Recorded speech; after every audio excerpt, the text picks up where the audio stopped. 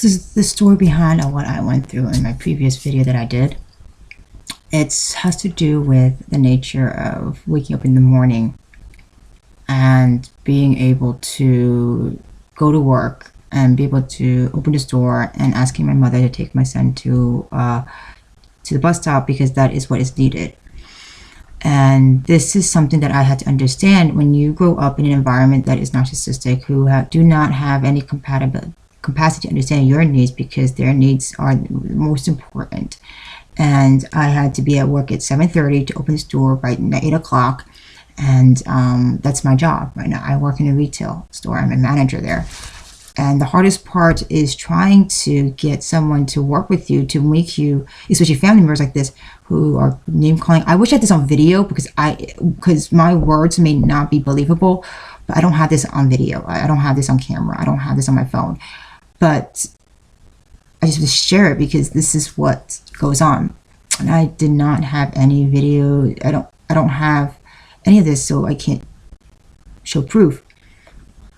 But when you're dealing with these types of people, it's very difficult because you don't get any sort of inclination of having a compromise or helping each other out. It's very one-sided. This is what children do when they're young. When they don't have the capacity to understand the nature of the notion of give and take. A lot of times this is why adults are having really supportive adults are important to have, to realizing that they need to nurture that.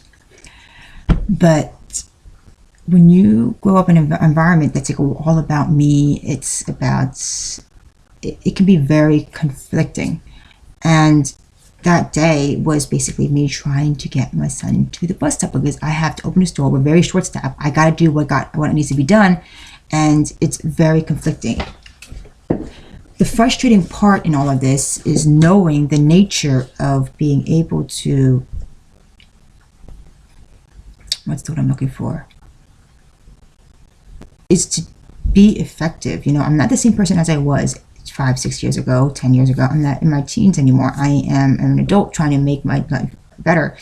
But a lot of times they try to hold you back. It's like a ball and chains to your ankles, but they're not willing to let you grow and become the person that you need to be. And when you live with them, you have a small child, it's like I do feel a little bit of resentment because I can't live my life anymore. I just can't. And it's like they still have to control every aspect of your being. And I don't want that anymore. And I'm trying to build myself. I'm trying to work and I'm trying to save money. But it's like you can't seem to get anything done effectively. And some of my coworkers know about this, but they can only do so much to help me. I gotta help myself right now. And that's what I'm trying to do, is I'm trying to help myself to succeed and excel. And the hardest thing is trying to get help and support where it's needed. And so when I asked my mother for that, she just called me names. She hit me with a shoe and she basically grabbed my hair. And I'm like, I just need to get to work. Why can't you just take him to the bus stop? It was a very simple thing. It was just very aggravating to deal with. It was just like everything it was very one-sided. And I was just mad because, I mean, the night before that, I remember calling and said, I also need to go to get, I told my mom, I gotta go to sleep, I gotta get up early in the morning too. And she doesn't get up till like 10 o'clock in the morning, or she doesn't have to open her store until like 10, 11 o'clock in the morning. So it was just trying to figure out the compromise. And the stress level I was feeling after my son threw up was hearing the rampant yelling and screaming and all of that. And the hardest part is realizing that I also had to, he was fine. He woke up feeling fine. I don't know what he ate that caused him to throw up, but he was fine in the morning. I was like, okay, fine, go to school. If you want to go to school, go to school. I'm not going to hold you back for something like that. But because my mom is so health conscious that she just doesn't want herself to get sick, that she's not really thinking about the child's need, that he's fine. He took Pepto-Bismol. He's not sick. He's going to school. Like, why does that have to be difficult?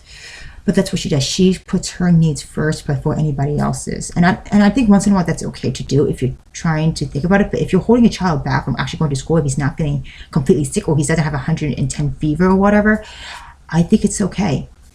And there are moments I had to understand this. I had to understand the nature of realizing that I'm trying to get to work. I'm doing what I gotta do, you know, or else if I stay home, I'm being bitched about not being working. And it's just like, here we go again. This is what ends up happening. Either I work too much or I don't work at all. And it's like, there is no common ground. So when that occurred over the night before, we first sat, then in the morning I had to get up at 7. I didn't get any sleep at all. Got up at 6. I had so much sleep insomnia. I got up at 6. And then at 6, I basically got ready for me to go to work, showered, and did my thing. And I told my mom, like, I need to be at work.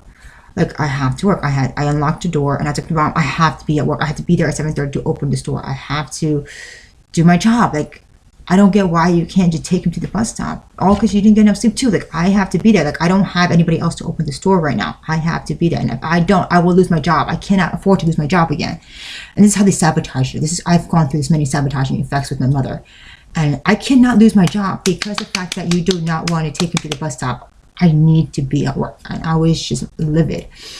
It's like, I just have to go. And then she's like yelling and screaming and then calls you a fucking bitch. And then later on tells you the fact that, you know, she starts running at you with a shoe and pulling your hair. And I'm like, here we go again. We deal with a child in adult bodies. This is why I did a video last year with my own mother because of COVID situation, which I can get a babysitter. This is just all conflicting. I mean, it's mind-boggling. And when you're dealing with circumstances like this and you can't talk to them in a reasonable sense, they make it sound like you're the one with the problem. And this is why a lot of times when you're with or living with narcissistic people, they just make it impossible to find solutions or common ground. And therefore, this is why I was staying at a hotel, because I'm just like, I don't want to be in that house. I really don't. I'd rather pay for a hotel. And there's a really wonderful woman, Sumita, who basically gave me a really good discount on a hotel room just for one night because the fact that I needed to be in a place that is away from her. And I was so grateful. Like, I was in tears of gratefulness because I was just like, I just don't know what to do because I was in pain. And so brought my son with me, and she understood the nature of that. And I just felt that one night set it all for me. You know, it was a very close by hotel. It was a Best Western, and I just needed something. I needed to just sleep.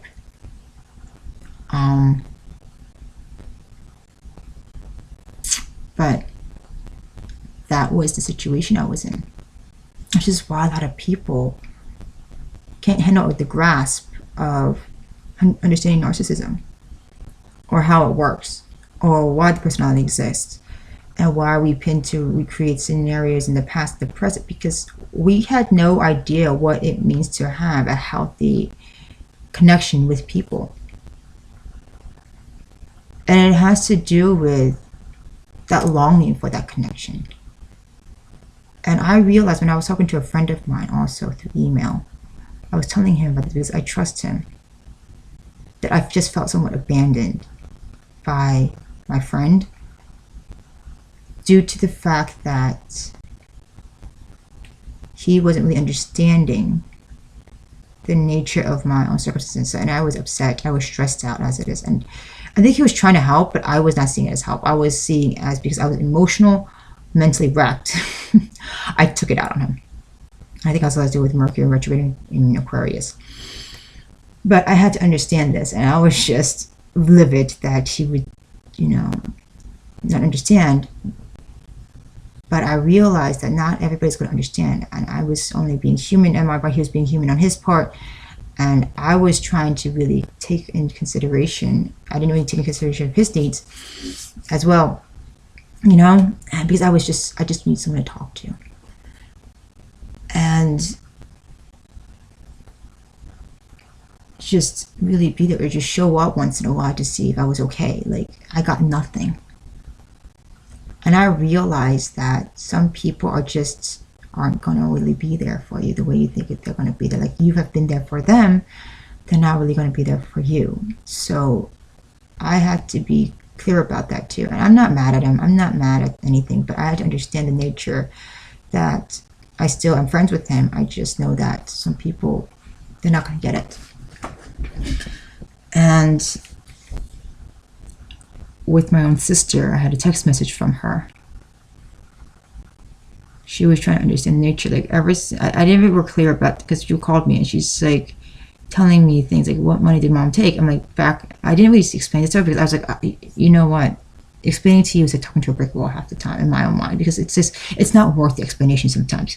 When I told my mom to share about this money she took, and therefore it can be very difficult because it's like you don't know how to explain the nature, how she also sides to mom all the time, how she basically is in denial of the circumstance. Or maybe she sees it, but she doesn't want to risk losing parts of the financial aspects that the parents are giving to her in some ways.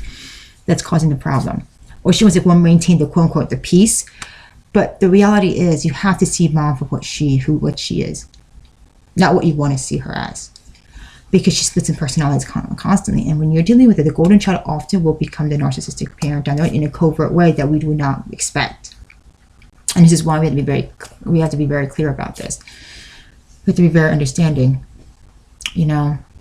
and someone who was like me, I have traits of my mother, based upon what I have grown up with, because I was around my mother a lot. I have her traits, therefore I became the scapegoat. The scapegoat often becomes, like I think I mentioned this earlier, the scapegoat becomes the scapegoat because the fact that they have traits of the parents hate within themselves, so they project their own insecurities and outcomes onto that child that they don't like, the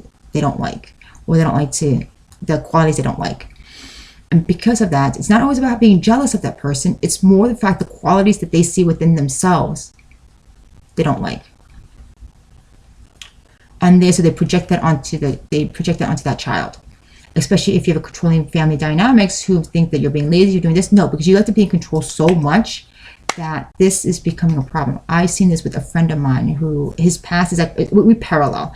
I'm going back to this one friend. We parallel. His past is my present situation. My past is his present situation. This is why we met, because we can understand each other in that way. We parallel in some ways. So therefore, I help him, we help each other in some ways. But it was noticing the nature of all of this and what takes into an effect, because a lot of people nowadays, like even for a long time since when Jesus was born, people based on outer reflections, they don't go inward. Because they don't go inward, this becomes a problem in our society. We need to do some deep, heavy look within ourselves, and we have to be very clear about it. And I was not going to stay in a hotel very long, because one night of about close to $100 and $100 a night, that's expensive. So I was just like, I just need one night to get clear sleep, and I did. But the truth is knowing that, like when my dad came home from business trip, that also helped me to gain perspective that, you know what, that actually didn't, because my dad's like, I told my dad, you're still like a puppet string. And then we had this argument again down the road, because I did hit my mother because I was tired of her taking my hair and grabbing it and hitting the shoe. I backhanded her. I'm like, I'm done.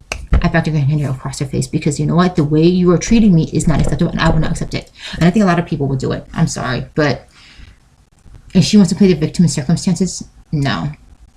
The thing is, I defended myself after what she has done. And that's the one thing I forgot. I left out a little bit. But I did backhand her before I left with Jeremiah. And I called my work that day, that Monday.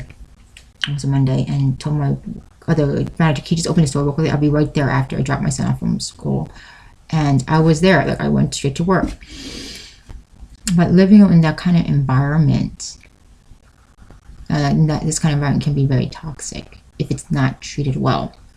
And that is something that I'm still working on, trying to leave this toxic environment.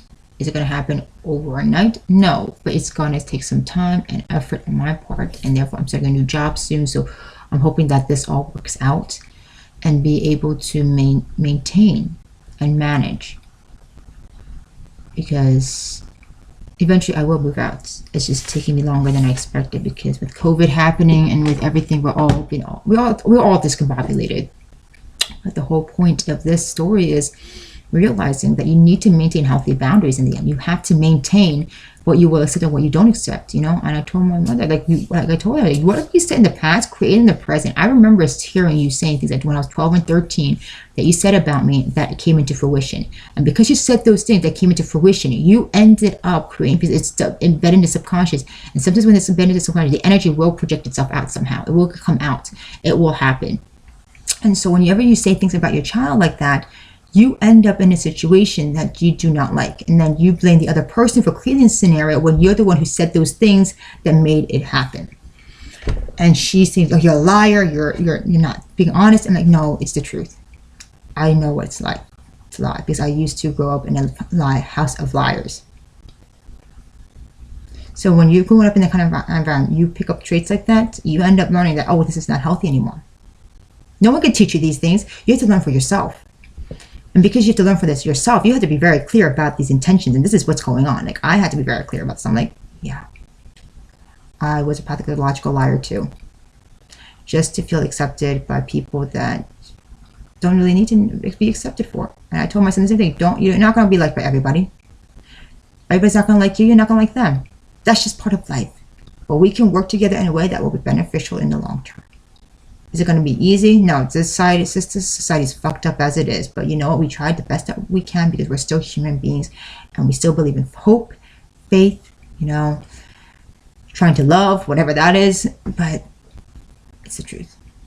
And we don't like to face the truth. We like to hide it and sweep it underneath the rug like it doesn't exist. So this is just my video about what happened on Monday into Tuesday of last week, and I just want to share that with you. And this reason why I changed my video to Wake Up with Irene is because the fact is it's time to wake up from the scenarios. It's time to be very honest with yourself. And you know, in order to have a successful recovery, you have to be clear within your own intentions, within your own core, and that's the best way to go about it. Anyways, I'm gonna go. Please subscribe to my channel if you find these videos helpful, if you can relate to them. Share them if you can. And I will talk to you guys real soon. Hope you guys have a wonderful day.